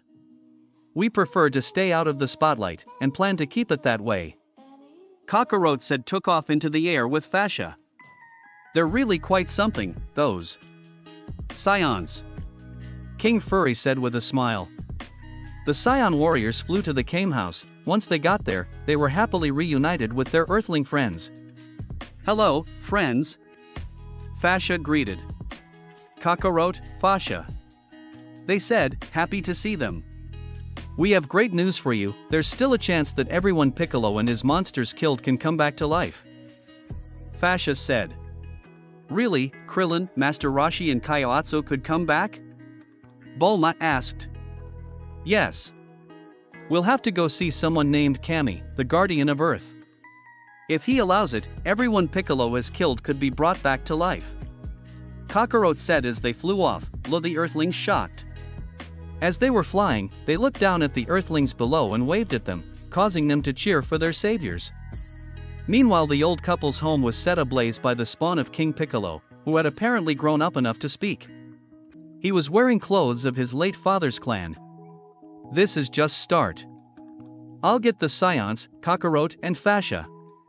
I, Prince Piccolo, will have revenge for my father and rule this world in his name. The young prince bowed with an evil laugh. Back with the scions, they flew back to Corinne's tower and Corinne greeted them. So, you finally finished your business? Yes. We're going to see Cammy now. Is there anything you can tell us about him? Fasha asked. Well, he's very gentle, so you guys shouldn't be worried about fighting him. Corinne said, not wanting to spoil the surprise.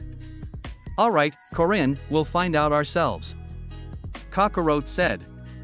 Wait, you're going to need this bell. Trust me, you'll need it. Corinne said, giving Fasha a little bell. Fine, Corinne. Fasha said as they began to fly up to Cammy's temple. Later at night with Prince Piccolo, the young demon prince was walking through the woods when he saw a nearby house.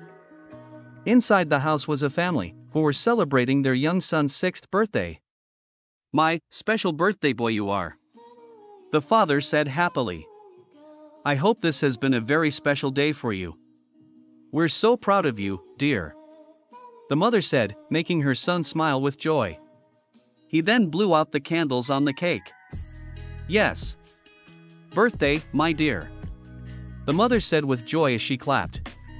Happy birthday. Here's a present from the both of us to you. The father said, putting a green present box on the table. Wow, what could it be?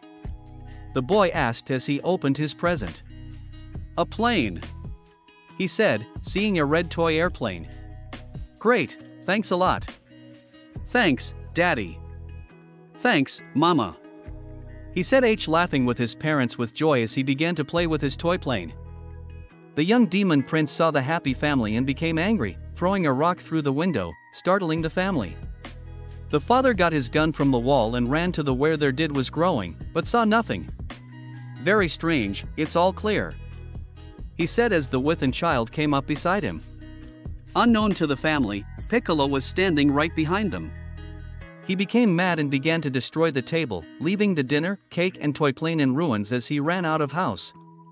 The family saw this and the father sent the dog after the little demon. Ah, our dinner is all ruined. The child said as he cried. Piccolo ran away with the dog giving chase. He tripped and the dog began to jump towards him, making Piccolo so afraid that he held his hands out, unknowingly firing an in-wave at the dog, sending him far into the air and sending him away, but not killing him. When he got up, he ran back to his owners. The young prince was shocked at what he did, looking at his hands before smiling evilly. Back with the scions, Kakarot and Fasha flew up into dark clouds with streaks of lighting hitting them, but they would not give up. They flew up until they finally got out of the clouds, seeing the Fasha, that must be the temple. It's huge. Very huge. But what is there to expect from the guardian of the earth? Fasha asked as they landed on the temple floor and looked around until they saw a black-skinned Arab-looking man. Hello. Hello. We're Kakarot and Fasha. We're looking for someone named Cammy. Kakarot said. I know Cammy, but my name is Mr. Popo. He said, introducing himself. Cammy told me all about you too. You be Piccolo, didn't you? I'm guessing that Cammy knows everything that happens on Earth? Kakarot asked. Of course, young Kakarot. Oh, by the way, we have this. Fasha said, showing the bell to Mr. Popo. Ah, so Corinne Gas approved you to come. Now, are you ready for the test? Popo asked. You mean we have to fight you before we see Cammy? Fasha said. No, Fasha, only Kakarot. You're far stronger than I am, so only young Kakarot will fight me. Should he win, you both get to see Cammy. You're the first challenger I've had in Sin. This is exciting. Popo said. Kakarot moved with blinding speed, but Mr. Popo didn't move until he suddenly punched Kakarot away. The young scion got up. That was a good punch, Kakarot said as he tr attacking again, but Mr. Popo avoided every blow until he blocked a kick and threw Kakarot. Unknown to the scions, Kami was watching. I thought you were strong. It's too bad you won't get to see Kami, Popo said. Your taunting won't work on me. Fasha taught me how to not be angered by taunting years ago, Kakarot said. Okay, let's see how he reacts to the Kamehameha wave. He thou Kamehameha. He yelled as he fired the wave at Mr. Popo, but he strangely ate the blast. Alright, I'll try this, Kakarot said as he charged a blast into his hand. He then T-punched Mr. Popo, but he jumped into the air and avoided the punch. It's a shame you have all that power but lack control. Only when you control your power, will you be able to meet with Kami? Popo said. I see you're very strong, Mr. Popo, but I imagine Kami is much stronger, right? Fasha asked. Indeed, Fasha, he's much stronger than me. But strength is not enough. You both beat Piccolo and assumed you were the strongest in the world, but as you know, there will be someone even stronger, Popo said. I know, Popo. That's why we're staying here to train until we become strong enough to beat you and Kami. And eventually Fasha, but that's not the only reason we're here. Pic killed some of our friends and we want to bring them back before the year's up, otherwise they'll be stuck in limbo forever. Yes. But to see my movements, you must be tranquil as the sky, yet quicker than lightning. To do that, you must empty your minds of thoughts. Watch me, Popo said as he is motionless and thoughtless. He then disappeared and reappeared behind them. I will guessing that we must use all of our senses to see you? Kakarot asked. Yes. Kami has taught me many things in our time together. I like to think that I make him proud, Popo said. Well, in that case, we're staying here forever, or at least until I'm strong enough to beat you like Fasha is, Kakarot said. You scions are very peculiar, Popo said. It's what we live for, Popo, fighting powerful opponents to become stronger and more powerful, Fasha said proudly. Wait, if Kami is powerful, why didn't he stop Piccolo himself? Kakarot asked. I'm afraid his role isn't that simple, Popo answered. Meanwhile in the woods, two of King Furry's guards were going through the woods until they came across a big black bear, which was dead. Who do you think did this? I don't know, but here's footprints. They followed the footprints until they saw a kid who, unknown to them, was King Piccolo's son. Hey, kid. What are you doing out here? Are you lost? Where are your parents? The second guard asked. The demon prince grabbed the first guard's gun and squeezed it shut with strength unimaginable for his size, making him stumble back.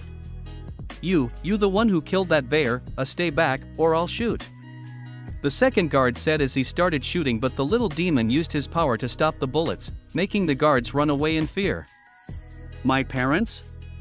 Just one, Piccolo, and he was kind enough to give me everything he had, including something very special, the demon prince said. Back at Kami's temple, you know, seeing you Monday like that reminds me of a technique that Rashi taught to Krillin. This bell here rings if you move it back and forth, but it won't ring if you move it I direction, Kakarot said. And those are the redundant moves, but knowing it won't be enough. Once you complete the technique, there's still a chance you won't be able to get past me. You both must will you comment to years of training that would end in vain? Yes. We'll do whatever it takes to get stronger to eventually fight Fasha and give him the punishment he's long deserved for everything he's done to the universe. And we'll do what it takes to bring back our friends, Fasha said. That's good to hear, a voice said from inside the temple. Is that Kami? Kakarot asked. Yes, and I will meet with you both now, Kami said, making Kakarot and Fasha smile. Mr. Popo walked them to the stairs and they waited. Kami began to come out, but what the scions saw shocked them. When he was fully revealed, he looked just like Piccolo but was older and had similar clothes as Piccolo's but different color, and the symbol on it said God. "That's impossible, Fasha killed you, Piccolo," Kakarot said as he got into a battle stance. "Wait, Kakarot, I don't think that he's Piccolo," Fasha said. "I should have known Korin wouldn't explain it to you too. He thinks he's very funny," Kami said as he walked up to the seance. "Obviously," Fasha said. "But there's a good reason you mistook me for Piccolo, young Kakarot. Ages ago, we two beings were one. A single coin with two opposing sides. My name is Kami, and I am an guardian of this planet. But it wasn't always that way. Guardians are a mortal lot, much like you. There was a guardian before me, and I sensed that his end was near. I made trip that the two of you did up to this lookout in hopes of becoming his successor, but he turned his back on me. I strongly believed that I was destined to replace him, but in his wisdom, he saw in me a side I was too proud to admit. You see, a guardian's motives must be pure, yet, in me acts a selfish desire for its power and control, a side of bitterness, and for many brutal years, I meditated and trained until I was finally able to separate my impure desire and drive it out of my body. That evil became Piccolo. Remained here and became the next guardian. Piccolo went down to the earth to incite disorder and chaos. It's been a great source of guilt for me. But you Scion have stopped his boldest assault, and I will give ear to your request, but on one condition: you must let me see your pasts. If I'm to grant your request, I must go into your minds, learn about your pasts." Fasha looked down inside. She knew that her past was horrible and knew that she would never be able to forget everything she's done, but if Kami could bring her friend, she'd have to do as requested. "Tell us what to do. Sit close to me and concentrate on your memories, past and present. I'll be able to delve into your mind from there," Kami said. The Scions did as requested, and Kami touché heads and delved into the Scions' minds. While Kakarot's past was almost good, save for the accident with Gohan years ago, Fasha's past was horrible. Kami saw everything the female Scion warrior did while working for the most horrible tyrant the universe had ever known, killing and slaughtering thousands of innocent people in his name while even it, as well as everything she's done since arriving in Earth. After that, Kami let go and turned his back on them. So it is true, you Scions were mercenaries working for Samion, far worse than even Piccolo. Why should I help you? Kami, I understand that you have every right in the universe to hate me. It's true that me and my entire race enjoyed slaughtering thousands of innocent people under that Mo. I'm just angry at myself that it took me losing my planet, my race, and even my friends to finally feel the same pain I've caused others. Since then, I've been trying to make Otto by raising Kakarot and teaching him to be something far better than I am. Living on Earth made me see a better path in life than the one I followed under him. When I first learned about the Dragon Balls, I wanted to bring Planet Vegeta and my entire race back, including my friends and Kakarot's parents, Bardock and Jine, so that one day, we could event band together and finally kill Frieza, but I also wanted to show them a new, better path in life, one where me, Kakarot and my entire race could become the universe's protector it conquers. Fasha said as tears fell from her eyes. Fasha's telling you the truth, Kami. It is true that Fasha and the rest of our race have spilled rivers of innocent blood, but Fasha has changed and has been teaching me to be far better than what she used to be. And we've been fighting to protect the innocent from people like Frieza and Piccolo. If you don't want to train us, that's fine, but please don't all the innocent people that Piccolo killed pay for our sins, Kakarot said as he hugged Fasha. After a few minutes, Kami turned around and looked in the Scion's eyes, seeing that they truly did feel remorse for everything their race has done. Your eyes and words speak truth. You Scions truly have changed your ways. I agree to help your friends and help you both grow stronger. But you must stay here and train under me for as long as my own motives require, the old one said, putting his hands on their shoulders. Thank you, Kami. Now we can tell you which friends to bring back. I know who they are: Master Roshi, Kairatsu, Nam, all the other fighters. Unfortunately, my powers as guardian won't bring them back. The one being that has that ability is Guess I'll have to recreate him and let the Earthlings use the Dragon Balls again, but I do so begrudgingly. From now on you two must take greater cars to protect your friends and the power of the dragon. We vow to protect the Dragon Balls and this planet with our very lives, Honorable Kami. Fasha said as they knelt down before the Guardian of Earth. I will hold you to that, my scion friends. Now, Mr. Popo, I would like to begin recreating the dragon immediately. Kami told his assistant. Yes, Kami. Mr. Popo said. Meanwhile, a boat carrying two fishermen was sailing across the sea.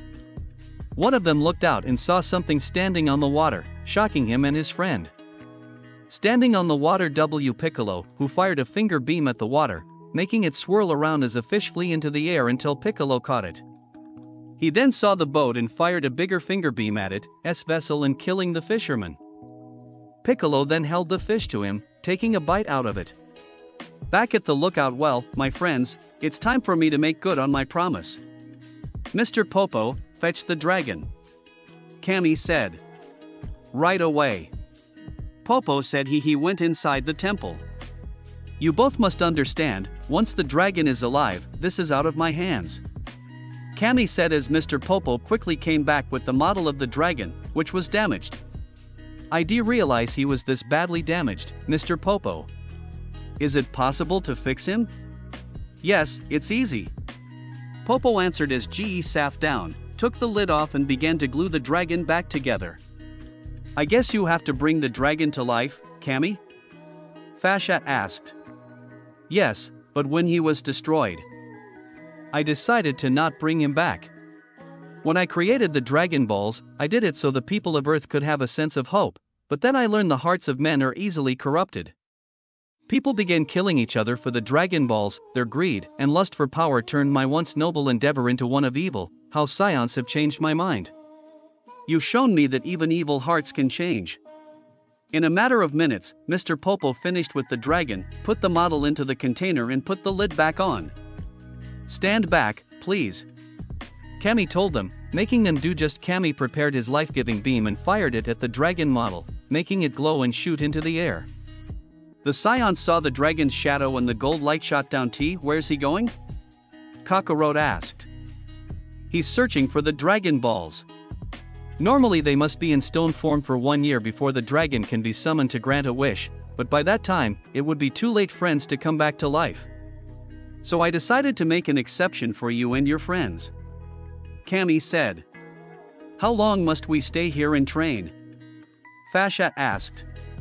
For 3 years until the next tournament, but there's something you should know, my friends, someone else will be coming to the tournament to challenge you both. Who? Prince Piccolo. Prince Piccolo? That's impossible. We destroyed all of Piccolo's spawns. Kakarot said. Unfortunately, this one is very different. Moments before Piccolo died, he gave birth to an egg that contained a child identical to its father. One that possessed his powers, his broad tendency for evil. The child is growing as we speak and in 3 years' time, he'll be strong enough to face the two of you. But while you're here, he cannot find you. This way you can hear without any disturbances. I am prevented from destroying Piccolo myself because of a minor technically, so it's up to you scions to destroy him. Kami explained. We see that, Kami. We promise to kill him when we face him at the tournament. Kakarot vowed. But first, do you have a bathroom here? We could use a shower after everything we've been through. Once we've showered, we'll begin our training. Fasha said. The bathroom is down the hall, first door to your right. Popo told them. Good. Come, Kakarot, time to clean ourselves. Fasha said. I'll have fresh clothes for you when you're both done. Kami said as the scions went inside. Kami, you and Piccolo are one, right? If Piccolo dies, you die with him. Popo said, knowing that Kami kept that from the scions. That is correct. No entity can strangle himself with his own hand. I have brought all this on myself, but now I've found a way to rid the world of the horrors I've brought upon it. Just have to carry on without me until another guardian can be found. Perhaps one of the scions can fill the void. Kami said. At the Kame house. Guys, look. Bulma yelled out to her friends as she saw the Dragon Balls restored. She quickly put them on the ground outside and uncapsuled the freezer capsules containing Master Roshi and Kaiotsu. They all gathered in front of the Dragon Balls. "Eternal Dragon, come forth and grant our wish," Bulma said. The Dragon Balls glowed, and in a matter of seconds, the sky turned black and the Shenron came out of the Dragon Balls, as if he was never destroyed. "We thought you'd been destroyed, Shenron," Bulma said. "Kami saw that Kakarot and Fasha's purpose was noble and saw fit to bring me back to life," Shenron explained. "Where are they?" Bulma asked, wanting to know where her Scion friends were. "Kami has chosen them for an important task and are training at the lookout," Shenron answered. "You will see them again at the next tournament." "Who's Kakarot and Fasha training with?" Tien asked. "Wait. You will see soon enough. Now, your wish," Shenron said. "Bring back everyone that Piccolo and his monsters killed since the end of the last tournament." Bulma wished. "It shall be done," Shenron said as his eyes glowed, sending the souls of everyone Piccolo killed back to their bodies. Including Krillin, Master Roshi and Kaiotsu, who all were greeted by their friends as they sat up. "Your wish has been granted. Now I must go," Shenron said as he went back into the Dragon Balls and they scattered the world once more. The sky turned back to normal and Bulma looked at her now alive friends. "Welcome back, guys. Right now I bet there's some really happy people somewhere," she said. "Imagine the joyful people who were now reunited with their loved ones. I can't believe Kakarot and Fasha did this for us," Krillin said happily. "I can sense that they defeated Piccolo, but what I don't know is where they are right now," Roshi said, wondering where his Scion friends were. Shenron said that they're training at Kami's lookout. Yamcha said. This shocked Roshi. "Kami's lookout?" "Yes, Master. The guardian of the earth," Tien said. "It's possible that it's true. I think Kami knows that Kakarot and Fasha are different from the rest of their old race. That's why he's allowed them to train under him. I hope that sees how much Fasha has changed," Roshi said. "She has changed, Master. She may have been a ruthless mercenary, but she's changed her heart and is making Kakarot into what their entire race could have been if they could been brought back. Heaven rest all the souls of the proud warrior race, especially Bardock," Tien said, praying that the Scions would find peace in heaven. "If they're training we'll have to train twice as long, hard, and fast for the next tournament," Tien said, making the others cheer. "That's the spirit, guys," Bulma said.